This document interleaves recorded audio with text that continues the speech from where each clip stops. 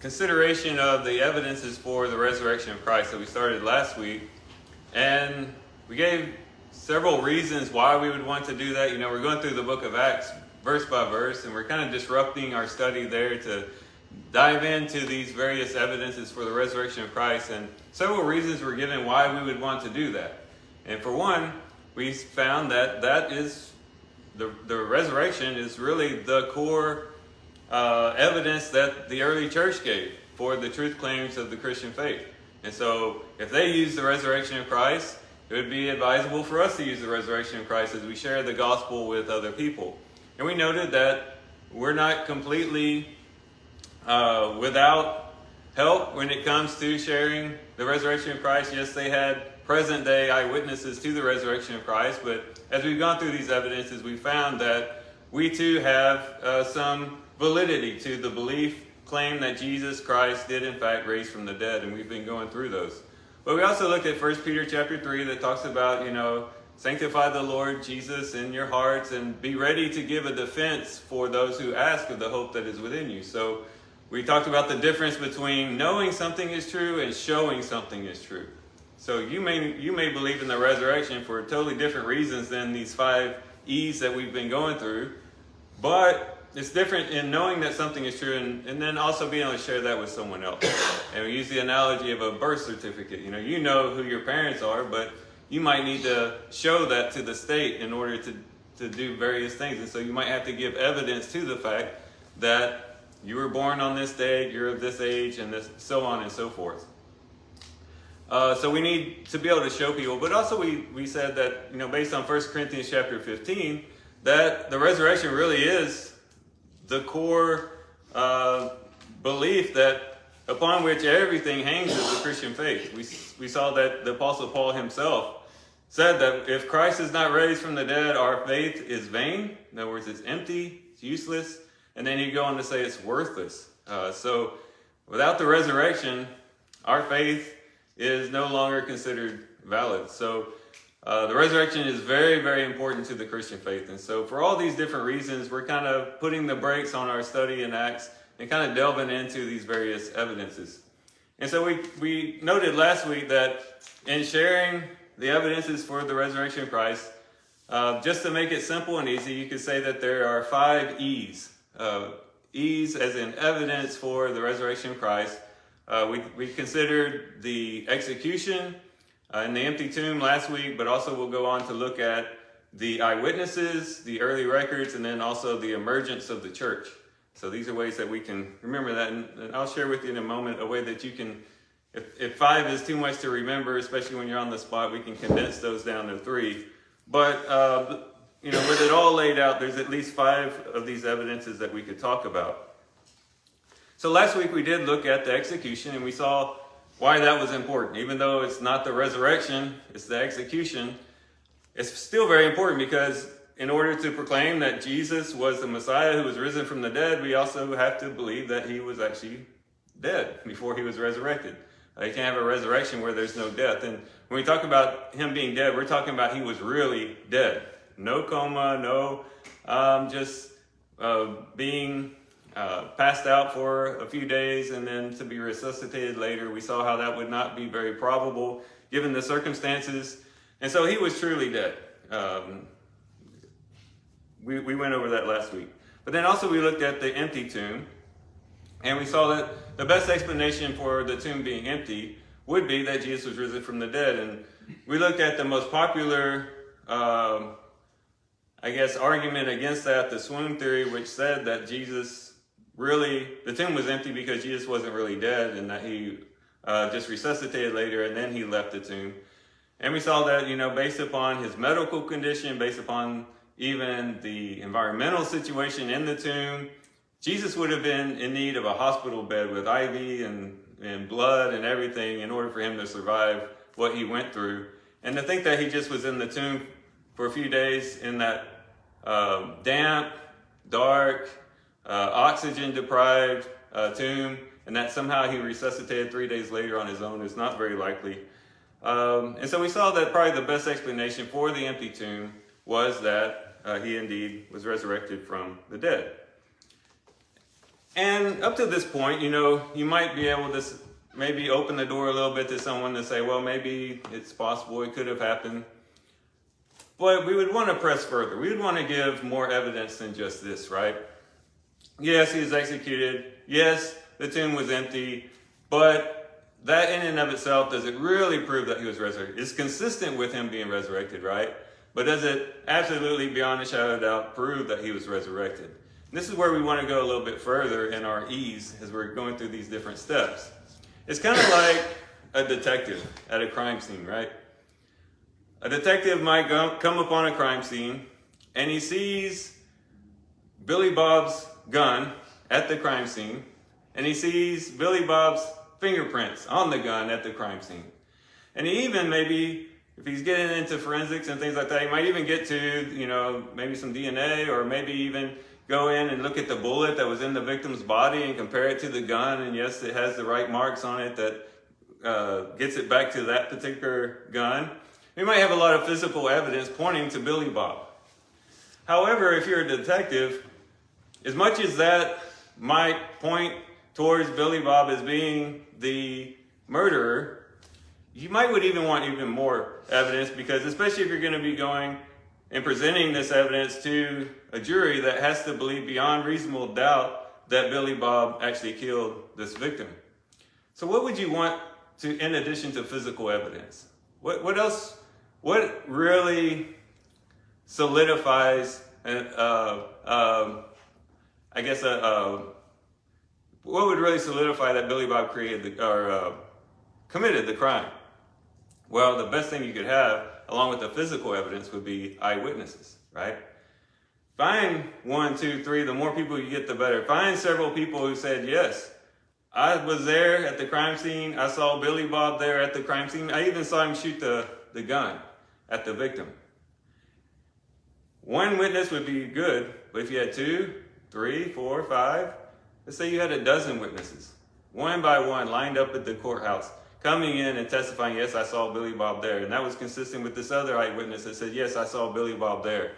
And that in combination with the physical evidence put together would make a pretty good cumulative case that, yes, Billy Bob was the one who actually killed this particular victim. And so it would bring all the more weight to your case.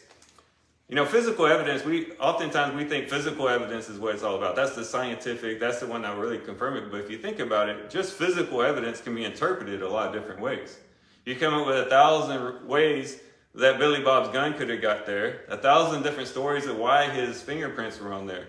But if you have eyewitnesses, and you have several eyewitnesses, separate eyewitnesses who are giving separate accounts, but they're all consistent, that is where you really get evidence towards a particular conclusion that you're trying to reach. And so it is with the evidences for the resurrection of Christ. Yes, we have an empty tomb, which is consistent to the resurrection. Yes, we know that Jesus was, in fact, executed, and executed in such a way that he couldn't have just came back into consciousness 3 days later. That's all good. That's more tied to the physical evidence, the more, situational evidence there as well. But we have more than that. We have eyewitnesses. And that's where we're going to see the case for the resurrection of Christ really begin to solidify and strengthen as we consider these eyewitnesses. So we'll take a look at this.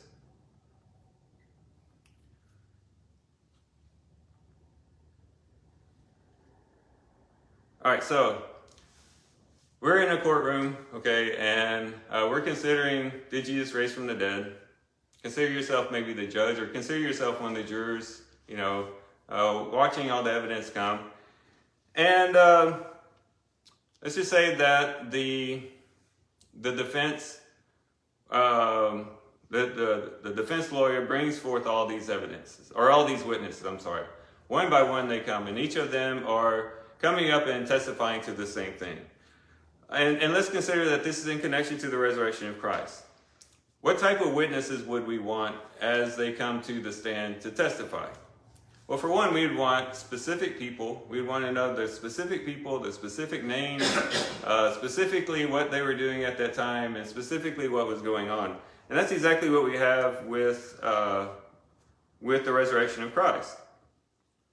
We see Mary Magdalene mentioned by name in John chapter 20, verses 10 through 18. We have the other women, some of which are named there in Matthew 28, 8 through 10.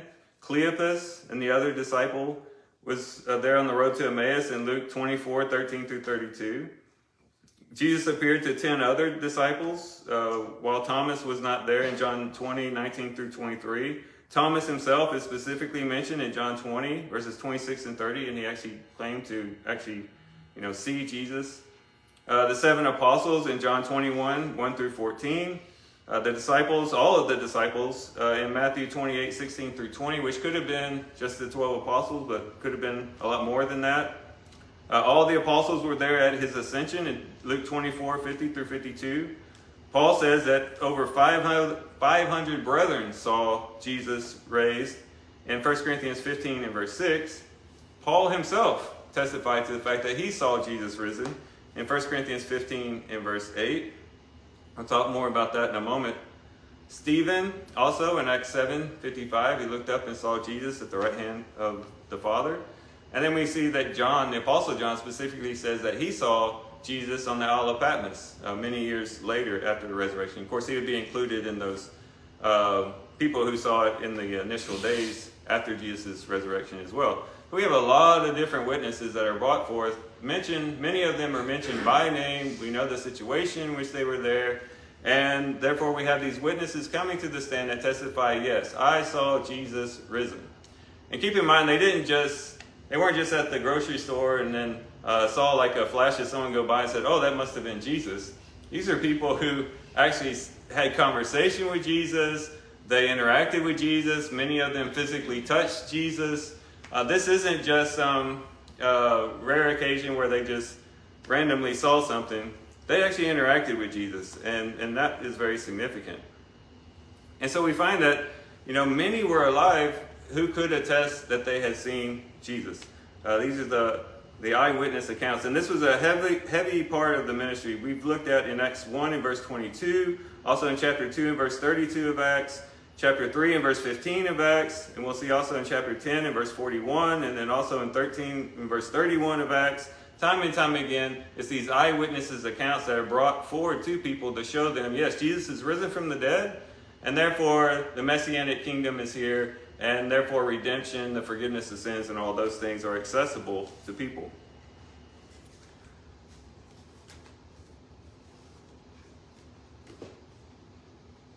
I won't go there. Okay, so these eyewitnesses accounts were very important. Now, and we have a lot of witnesses, brought to the stand. Now let's go back to our criminal case, Billy Bob's case, and let's say you have the physical evidence, you have the gun, you have the fingerprints, you have the bullet, everything mentioned before, you have the physical evidence, but then you have these eyewitnesses and you have at least 15 given by name, but you also know somewhere out there's 500 other people who saw Billy Bob shoot this weapon. But all of them are brought to the stand. And let's just say that you're Billy Bob's attorney and you have to give a defense. And you're standing before the jurors and you have to explain this evidence, you have to explain these eyewitnesses. What's one of the things that you might say? Well, what's often said in connection to Jesus' resurrection and eyewitnesses is that, they were just hallucinating. That all these people who had seen Jesus risen from the dead, they must have been hallucinating. They wanted to see Jesus so bad, they just, this was something that was psychological. They just, it just appeared that Jesus was there, but he wasn't really there.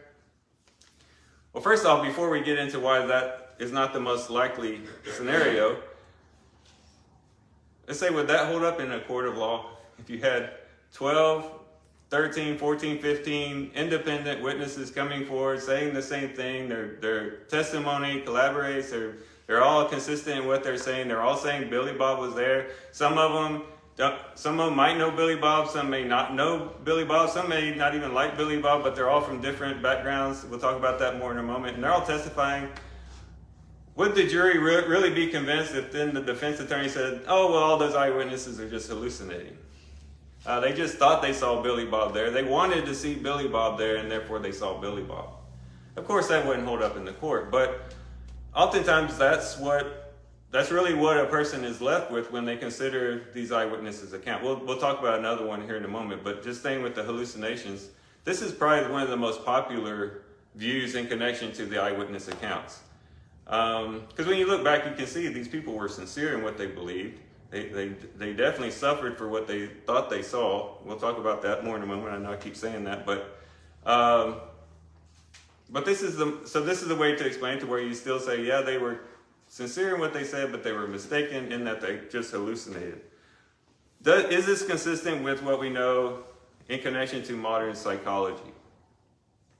Well, we'd have to say no. Hallucination theory contradicts certain laws and principles that psychiatrists agree must be in place for visions to occur. So there's some things that have to take place before someone actually sees something. It's just not normal for a person who's sane and who has, who don't have anything neurologically wrong with them. It's very uncommon for someone to just be walking and all of a sudden see a hallucination of something. There's usually something that prepares them for that hallucination or for that vision. There's something going on with them psychologically that leads them to have such a hallucination.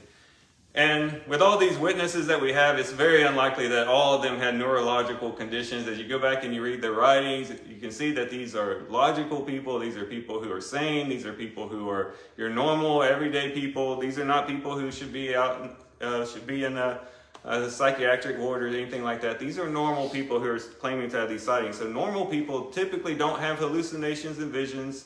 And if they do, there's some things that happen before that occurred that would lead them to have these hallucinations. And so we can analyze that and see, is that consistent with what we have with the appearances of Christ to these eyewitnesses? Well, for one thing, psychologists would say that only certain people usually have hallucinations. We kind of already alluded to that. Even among, I hate to use the word normal, but people who don't have mental issues, who don't have a psychological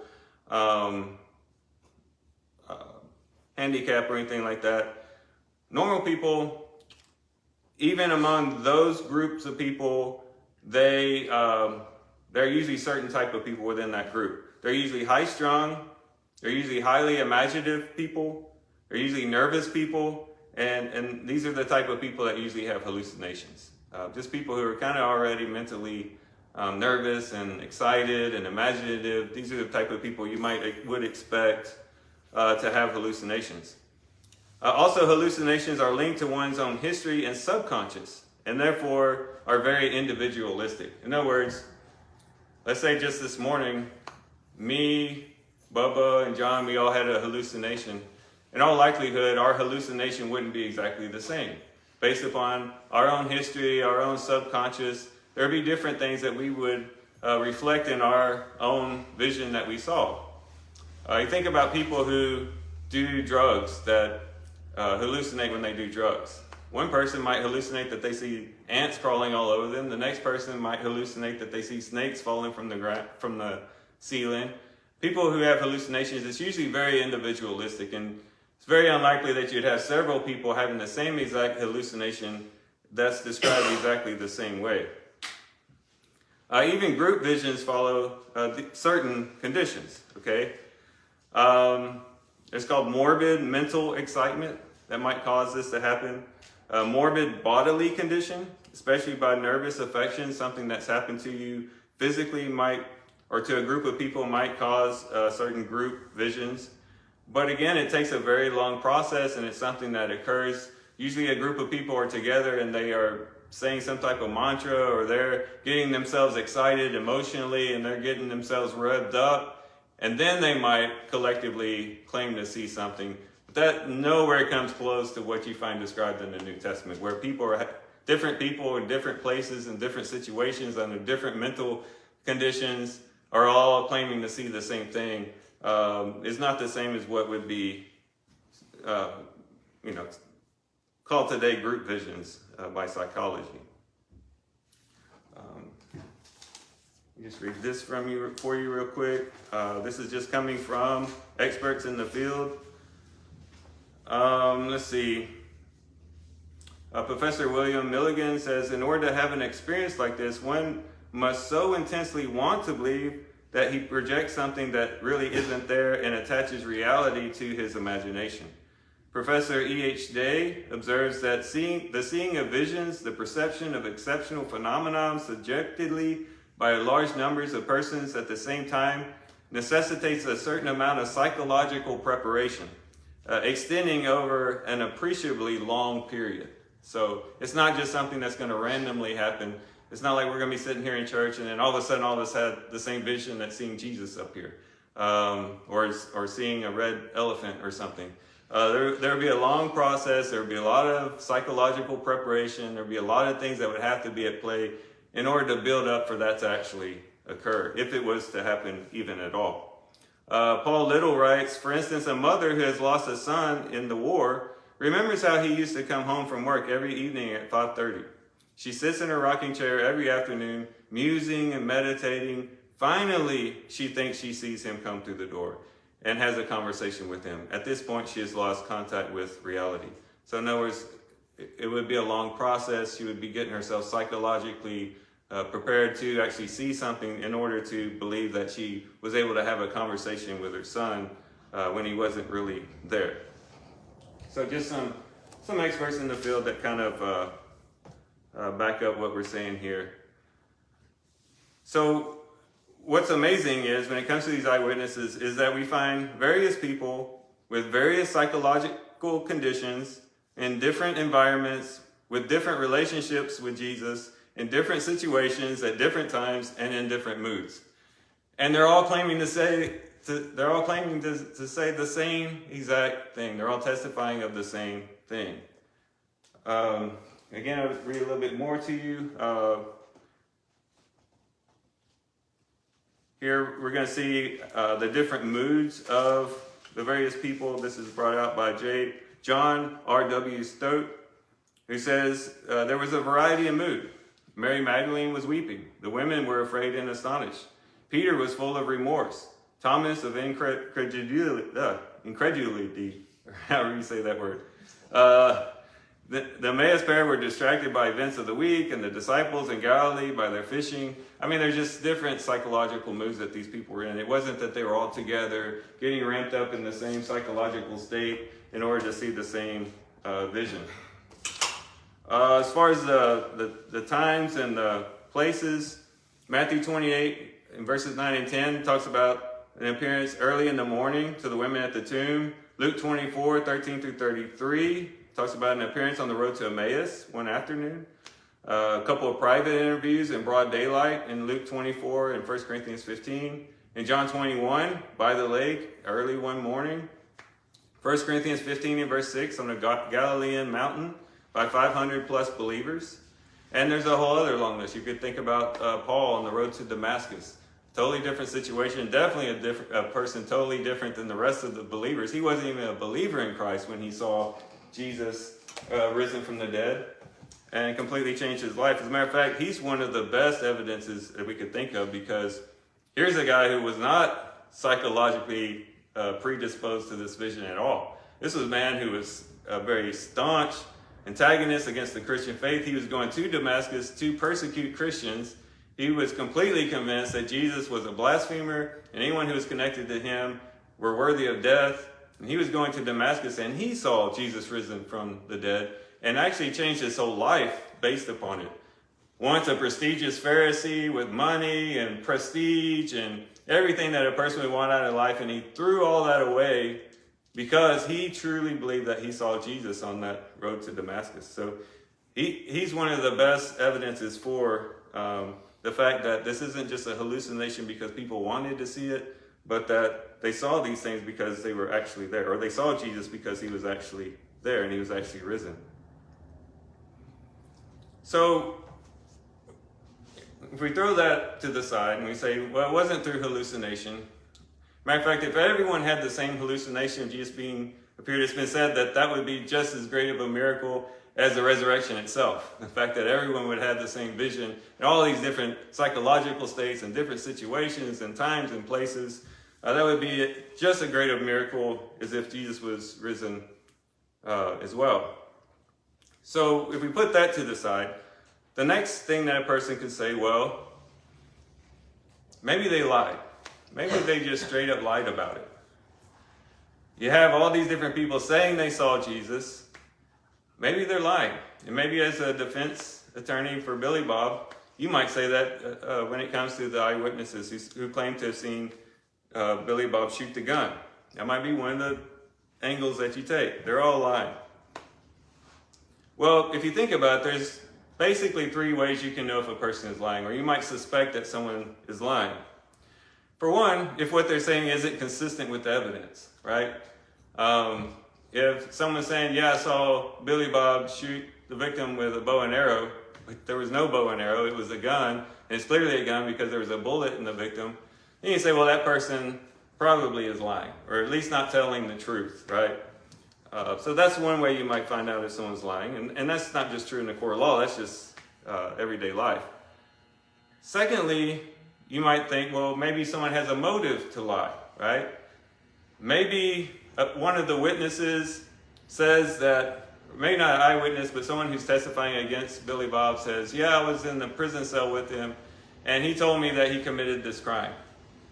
But you know the backstory that this prisoner was told that he would get his sentence cut in half if he would testify against Billy Bob. And he had a motive to testify against Billy Bob to get a shorter sentence. Something along those lines. Or, you know, there's a thousand different other scenarios. But maybe if someone had a motive to lie, they had some way to benefit by lying, or by saving their own skin by lying. Maybe they committed the crime, and so they're going to lie and say that Billy Bob committed it to get the attention off of themselves.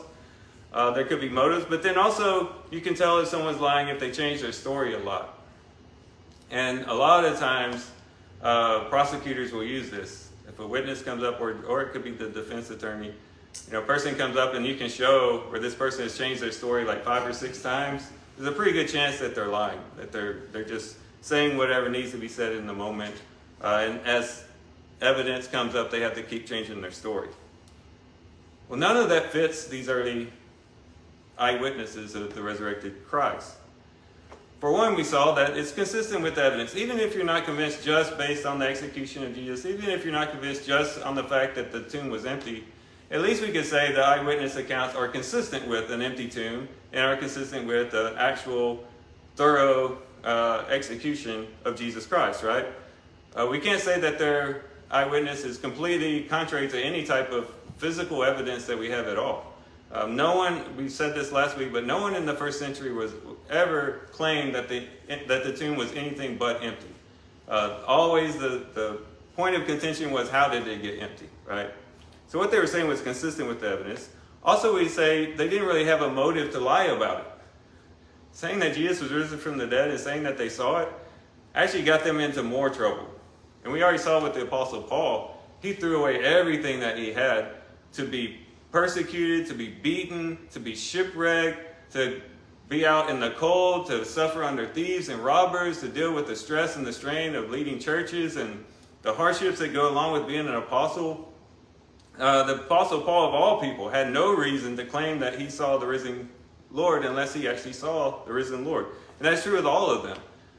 Claiming that Jesus was risen from the dead got them all in trouble, got them persecuted, beaten, well, not all of them, but it caused strain upon their lives, either to be persecuted, beaten, to be ostracized, or to be excommunicated from the synagogue.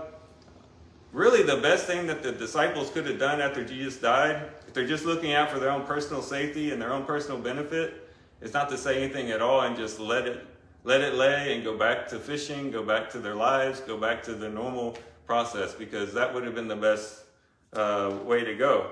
But they didn't. They claimed Jesus was risen from the dead, even to their own peril. And that gives more weight to their claims and shows that they really had no motive for lying. It didn't benefit them in any way. Now, the other thing is they didn't change their story. Now, you might claim, well, at the beginning, it seems like the Christian movement was pretty popular, right? You had 3,000 being saved and 5,000 being saved. But now we're getting into, especially as we get into Acts chapter 6, and we're going to see Stephen stoned to death and stuff.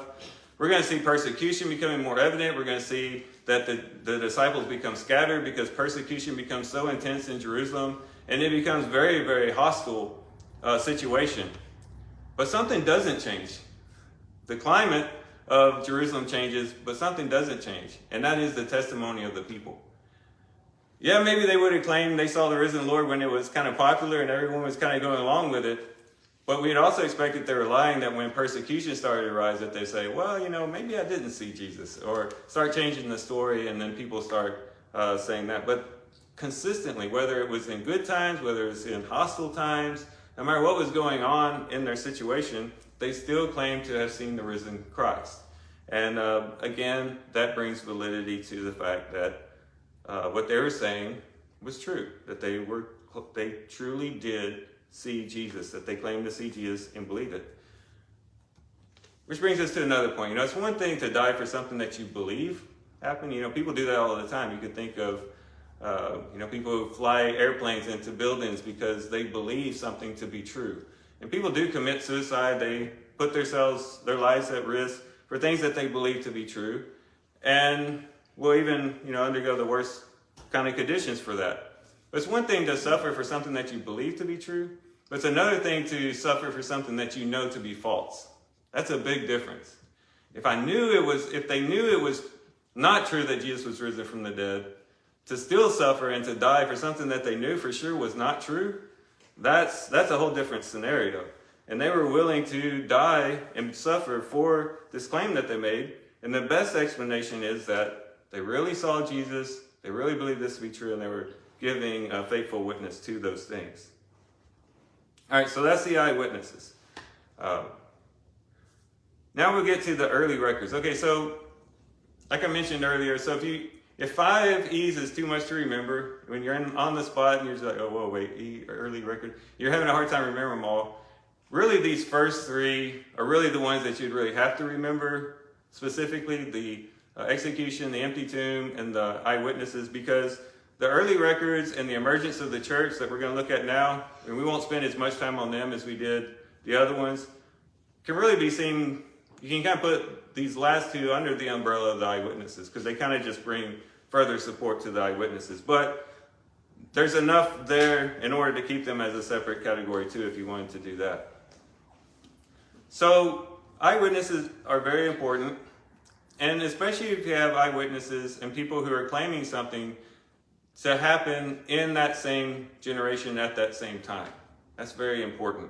And that's what we have with these early records. We have historical evidence to say that not only were there eyewitnesses, not only were there people claiming that Jesus risen from the dead, but it happened in the generation at the time when Jesus was risen. And that's very significant. Think about this scenario for a moment.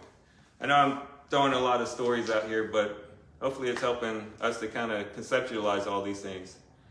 Let's say that I said, this morning, I got up before you and I said, on New Year's Day in 2000, when we went from 1999 to 2000, an alien spacecraft landed in Orange Grove. And aliens came out and gave us information that, if we didn't follow their instructions in 2030, they're going to come and obliterate Orange Grove as a town, and it'll be wiped off the map. I said that happened in 2000. How convincing would that be? Well, for one, it would seem a bit absurd, but even if it was absurd, it might still be true. But why would it not be believed? Well, because I'm claiming it happened in 2000. Hundreds of people lived in Orange Grove at the turn of the New Year's in 2000, and hundreds, if not thousands of people could say, no, we were here. There was no spacecraft that landed on Orange Grove. There was no aliens that gave these instructions. Joey, here's a number for you to call. It'll be okay, Joey. Let's cart you out to the van. We'll be okay. Of course, because there's people living today who lived then who could really say, come on. This is what we have with these early accounts. These are people saying it happened and it just happened a few years ago. It's a lot more believable. If I really wanted you to believe that alien spacecraft landed on Orange Grove, if I'm smart, I'm going to say, oh yeah, hundreds of years ago it happened, because no one who was living is alive and could say, no, Joey, you're crazy. Still might be far-fetched and hard to believe, but it'd be at least a little bit more believable. That's why these early records are so important. These are people testifying to things that happened just a few short years earlier. And had they not occurred, and keep in mind, Jesus' They're claiming that Jesus' resurrection was public, just as public as that alien spacecraft coming down. They're claiming that hundreds of people saw Jesus resurrected, not just that Jesus was over here in a corner somewhere and appearing to people and in some inner room. Public, a very public proclamation that they're making. And so that's what we have with these eyewitnesses. They give a very early testimony to these things. And one of the key passages for this is 1 Corinthians chapter 15.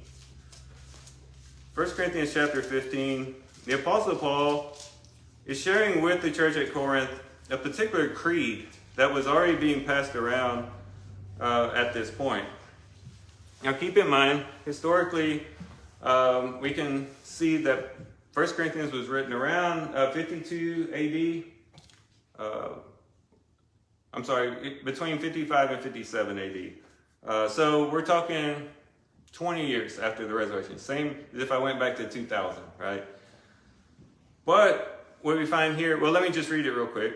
In 1 Corinthians 15 and verse 1, starting in verse 1, it says, "Now make known to you, brethren, the gospel which I preached to you, which also you received, in which you also stand, by which you are also saved, if you hold fast the word which I preached to you, unless you believed in vain." Verse 3, "For I delivered to you as of first importance what I also received, that Christ died for our sins according to the Scriptures, and that he was buried, and that he was raised on the third day according to the Scriptures, and that he appeared to Cephas, then to the 12. After that he appeared to more than 500 brethren at one time, most of whom remain until now, but some have fallen asleep. Then he appeared to James, then to all the apostles, and last of all, as to one untimely born, he appeared to me also. For I am the least of the apostles, and not fit to be called an apostle, because I persecuted the church of God." And then he goes on from there. This is believed to be a very early creed of the church. Now keep in mind, Paul's penning this in AD 55 or 57, which is only like 20 years from the time that the resurrection occurred.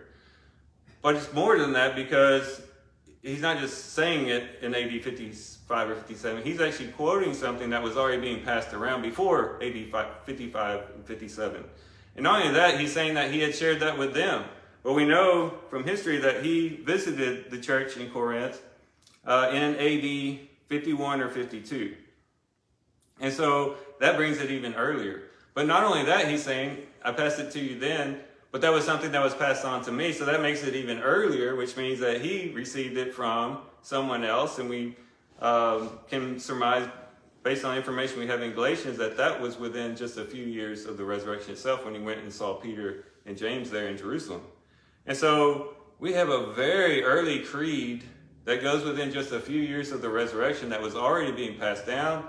The Apostle Paul received it. Then when he gets here, just less than 20 years later to Corinth, he shared it with them. And then a few years after that, he writes it in this epistle.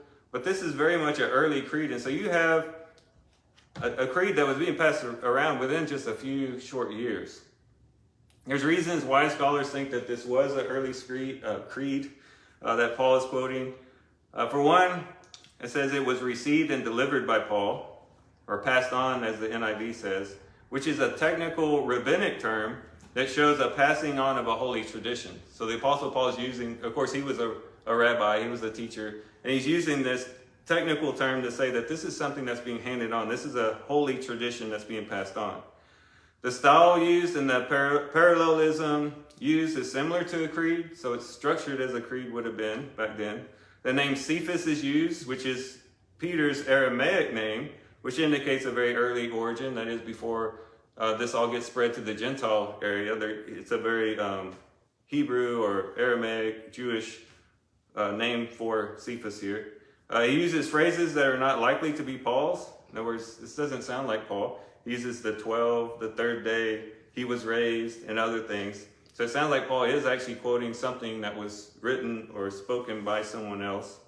And the use of certain words like that of Aramaic and Mishnaic Hebrew narration. So it has a very Hebrew feel to it. And remember, the belief that Jesus Christ was risen from the dead was first a Hebrew thing, was a Jewish thing first, before it went to the Gentiles. So you expect a very early creed to be very Jewish and to have very Jewish roots to it. And so that gives validity to the fact that this creed probably traces back to just a few short years, maybe even before the conversion of Cornelius' house, who knows, but very, very early.